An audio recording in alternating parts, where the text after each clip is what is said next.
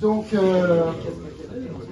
vous allez avoir l'occasion, si vous venez pour vous faire dédicacer par Benoît, de le rencontrer en privé après sa conférence. Donc, conférence de Benoît qui va avoir lieu comme c'est prévu par rapport à son nouveau projet de livre, puisque Benoît est en train d'écrire un livre, ce n'est plus un scoop désormais. Benoît est en train d'écrire un livre dont le nom est divulgué aujourd'hui. Le nom c'est « Découvrez votre potentiel de trader ». Donc il va vous en parler de ce livre et il va vous parler de pourquoi il est arrivé à ce domaine plus psychologique que technique par rapport à ses livres précédents. Voilà. Alors, je suis l'éditeur de Benoît, je suis le fondateur de JDH Éditions. Nous avons plusieurs auteurs qui se sont déplacés aujourd'hui. Et puis en attendant Benoît tout à l'heure, je vous inviterai peut-être en attendant de voir Benoît individuellement à faire le tour de nos auteurs qui sont là et qui dédicacent leurs livres. Et puis là, vous avez aussi les livres de la maison d'édition qui sont un petit peu dans tous les domaines, hein, la finance et l'économie bien sûr, mais aussi la vie pratique, les sujets de réflexion sur la société, puis aussi des romans, donc aussi bien de la romance que du fantastique, etc. etc. Je voudrais dire quelques mots sur Benoît, ici présent. Donc, on se connaît depuis maintenant, quasiment depuis que j'ai créé la maison d'édition. Hein. Juste après, ça a été un de mes tout premiers auteurs. Je lui ai fait confiance, il m'a fait confiance. Nous sommes devenus amis, nous sommes même de proches amis. Je crois que c'est pas un secret de le dire. Mais des fois, Benoît, il me gonfle un petit peu. Non. C'est, ouais.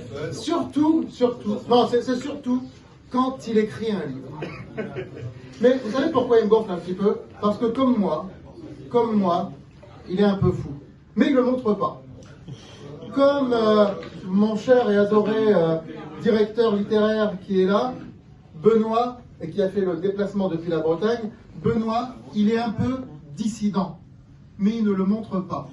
Benoît, il est un peu marginal, mais il ne le montre pas. Benoît, il est un peu anticonformiste, mais il ne le montre pas.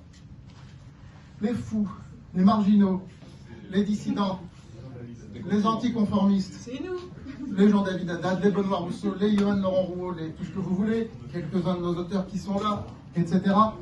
Tous ces gens qui sortent des cadres, tous ces gens qui refusent le cadre, les couloirs qu'on leur a demandé de suivre, on peut les détester, on peut les mépriser, mais on ne peut pas les ignorer. Parce que ce sont des gens qui voient différemment et qui croient dans ce qu'ils font.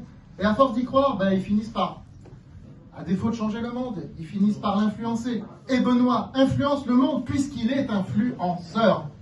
Et regardez combien vous êtes à venir le voir. Et chez tous ces gens-là, les fous, les marginaux, les dissidents, etc., là où le commun des mortels, manipulé par les médias, manipulé par le monde politique, verra de la folie, verra du brouillard.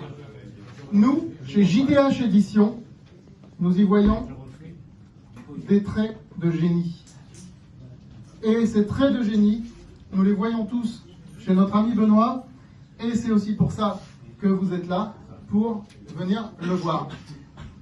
Bien sûr, certains d'entre vous, dans mon discours, ont vu que certaines phrases que j'ai extrapolées à JDH Éditions sont empruntées à un très grand philosophe, à celui que je considère comme un très grand philosophe, pas les petits philosophes de papier, les petits philosophes de salon, des salons parisiens, mais un très grand philosophe appelé Steve Jobs, qui a vu le monde différemment. Et donc, il y en a partout, des gens qui voient le monde différemment. Et chez JDH Éditions, des gens comme Benoît, nous essayons de les mettre à l'honneur. À présent, mon cher Benoît, je vais te donner la parole.